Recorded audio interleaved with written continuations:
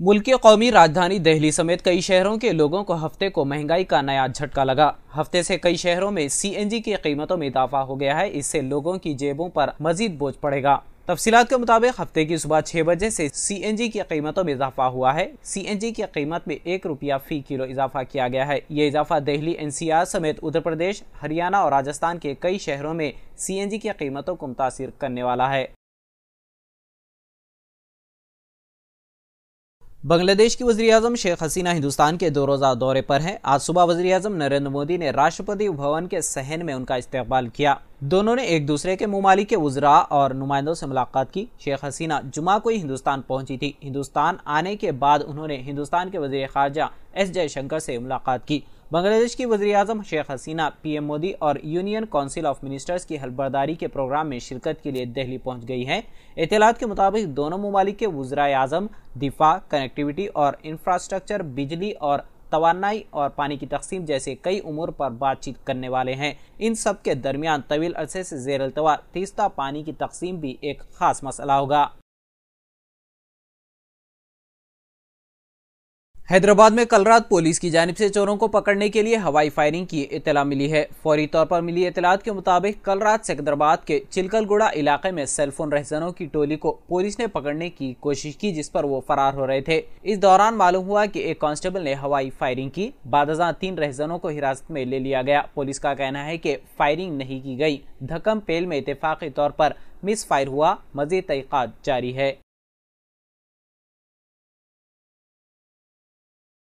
मरकजी हुकूमत ने सरकारी अफसरान पर शिकंजा कसा है। हुकूमत ने ऐसे मुलाजिमीन के लिए सख्त वार्निंग जारी की है। उन्होंने वादे किया है कि जो सरकारी एहलकार आदतन देर से आते हैं और जल्द चले जाते हैं, उन्हें संजीदगी से लेने की जरूरत है। मरकजी हुकूमत ने वादे किया कि सरकारी अफसरान को ज्यादा से ज्यादा 15 मिनट की ताखीर से दफ्तर आने की इजाजत होगी। अगर आप दफ्तर में देर से आते हैं तो आपको आधा दिन लग जाएगा। पर्सनल मिनिस्ट्री की जानिब से जारी हुक्मनामे में कहा गया है कि अगर अमला सुबह 9:15 तक दफ्तर नहीं आता तो आधा दिन दिया जाएगा। अगर किसी वजह से मुलाजिम किसी खास दिन दफ्तर ना आ सके तो उसे पहले से उसकी इतला देनी होगी। अगर हंगामी सूरत हाल में छुट्टी की जरूरत है तो आपको उसके लिए भी दरख्वास्त देना होगा। अब तमाम महकमे में मुलाजमीन की दफ्तर में मौजूदगी और बर वक्त आमद व रवानगी की निगरानी करेंगे। तमाम मरकजी हुकूमत के दफातर सुबह 9 बजे से शाम 5:30 बजे तक खुले रहेंगे। हफ्ते की सुबह काचीगुड़ा में भूमना गली में मरकजी वजीर जी किशन रेड्डी की रिहाइशगाह के सामने नीट के मसले पर एहतजाज करने पर पुलिस ने मुख्तलिफ तलबा यूनियनों के कारकुनों को हिरासत में ले लिया। किशन रेड्डी से मिलने की इजाजत न मिलने के बाद मुजाहिरीन ने अपार्टमेंट कॉम्प्लेक्स में दाखिल होने की कोशिश की और पुलिस तलबा, कायदीन और कारकुनान को गिरफ्तार करने के लिए हरकत में आई।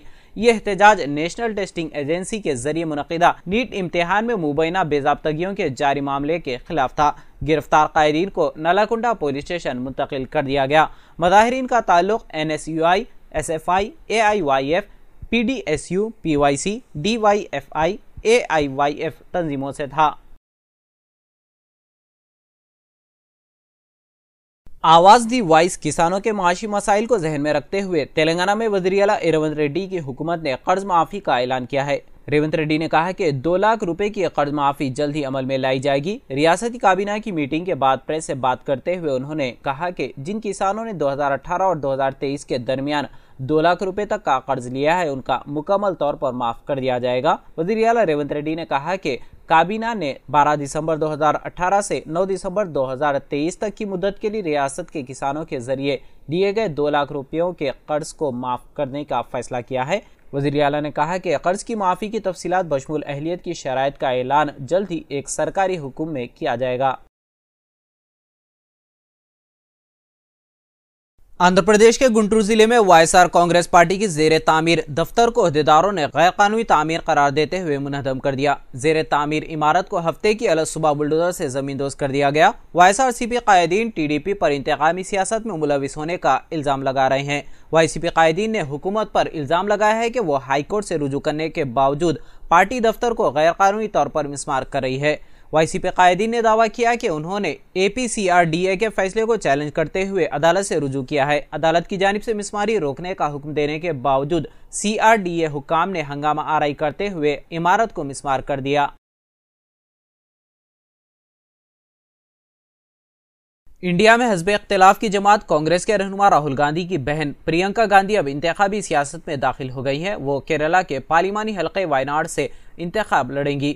राहुल गांधी ने हालिया इंतखाबात में उत्तर प्रदेश की रायबरेली और केरला के वायनाड सीट से इंतखाब लड़ा था और वो दोनों जगहों से जीत गए थे।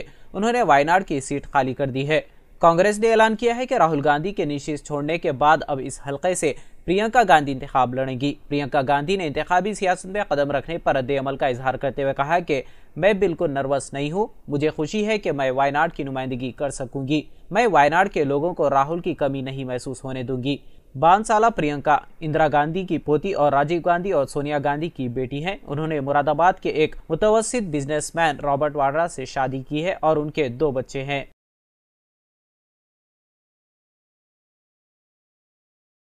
नीट पेपर लीक होने और फिर यूजीसी नेट इम्तिहान की मनसूखी को लेकर मुल्क भर में हंगामा बरपा है। दरियासना हुकूमत ने बड़ा फैसला करते हुए पेपर लीक को रोकने के लिए सख्त कानून नाफिज कर दिया है। मरकजी हुकूमत ने अवामी इम्तिहानात एक्ट 2024 को मुतल्ला किया है। इस एंटी पेपर लीक कानून का मकसद मुसाबकती इम्तिहानात में पेपर लीक और नकल को रोकना है।